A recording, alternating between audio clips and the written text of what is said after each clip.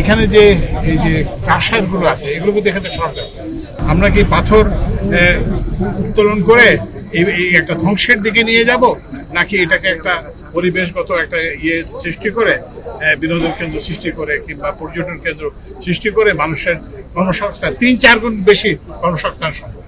তো এই জায়গাটাকে ধ্বংস করে দেওয়া হয়েছে, এই যে পাথর উত্তোলন করে এবং এই যে ক্রাশার গুলো এগুলো তো সমাজ করে না।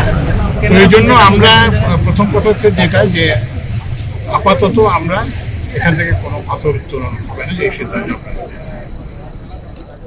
দ্বিতীয়ত যেটা সেটা হচ্ছে যে এখানে যে এই যে প্রাসাদ গুলো আছে এগুলোকে দেখে তো সরকার এখানে একটা যুক্তি হচ্ছে, আমি জিজ্ঞেস করলাম যে ইয়েকে ডিস্ট্রিক্টে এবং ডিভিশনাল কমিশনারকে বলে যে পাথর উত্তোলন হচ্ছে না, কিন্তু এই পাথরগুলো কোথেকে, যে ভাঙাগুলো কোথেকে আসছে, তো এগুলো বললো যে এগুলো ইম্পোর্ট হয়ে আসছে। তো ইম্পোর্ট যদি হয় তো সেটা ইম্পোর্টের রাস্তায় থাকবে, এখানে কেন থাকবে?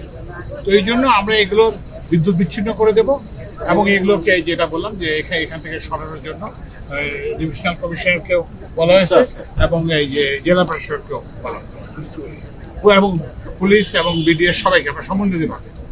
এখন যেটা গুরুত্বপূর্ণ প্রশ্ন, দুইটা প্রশ্ন। একটা প্রশ্ন হচ্ছে যে এই পাথরের উত্তোলনের সঙ্গে তো শ্রমিক আছে, অনেক শ্রমিক আছে, তাদের এর থেকে এখন যে পরিমাণ লোকের কাজ হয় এই পাথর সংক্রান্ত ব্যাপারে, তার থেকে 2 গুণ দিন, 2 গুণ 3 গুণ এমপ্লয়মেন্ট জেনারেট হবে যদি আমরা এটাকে একটা পর্যটন এলাকাতে, এই যে ওই আপা বলছেন যে ভিয়েতনামে হালং বে বলে এরকম একটা সুন্দর জায়গা, এরকম একটা জায়গা আছে, ওখানে শুধু ওখানকার লোক না, বিদেশ থেকে লোক, বাংলাদেশ থেকে লোক, হাজার হাজার লক্ষ লক্ষ লোক যায়।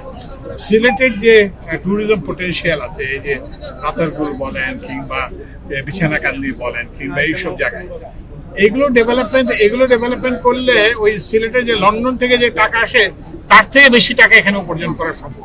কিন্তু আপনাদেরকে বুঝতে হবে যে কোনটা আমাদের, আমরা কোন দিকে যাব। আমরা কি পাথর উত্তোলন করে এই একটা ধ্বংসের দিকে নিয়ে যাব, নাকি এটাকে একটা পরিবেশগত একটা সৃষ্টি করে বিনোদন কেন্দ্র সৃষ্টি করে কিংবা পর্যটন কেন্দ্র সৃষ্টি করে মানুষের কর্মসংস্থান 3-4 গুণ বেশি কর্মসংস্থান সম্ভব। এবং আমি অলরেডি বলে দিয়েছি ওই যে বিছানাকান্দির নাকি রাস্তা খারাপ, তারপর রাতারপুলের নাকি রাস্তা খারাপ। আমরা স্থানীয় সরকার মন্ত্রণালয়ের সচিবকে আমি এখান থেকেই বলেছি এবং আজকে আমরা ওখানে যে বিভাগীয় কমিশনার এবং জেলা প্রশাসক ওখানে যে সভা হবে সেখানে তাদেরকে ডেকেছি।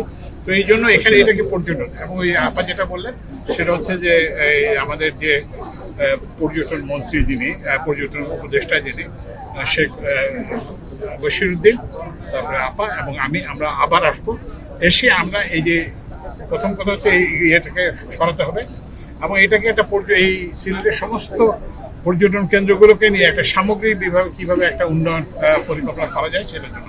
আচ্ছা।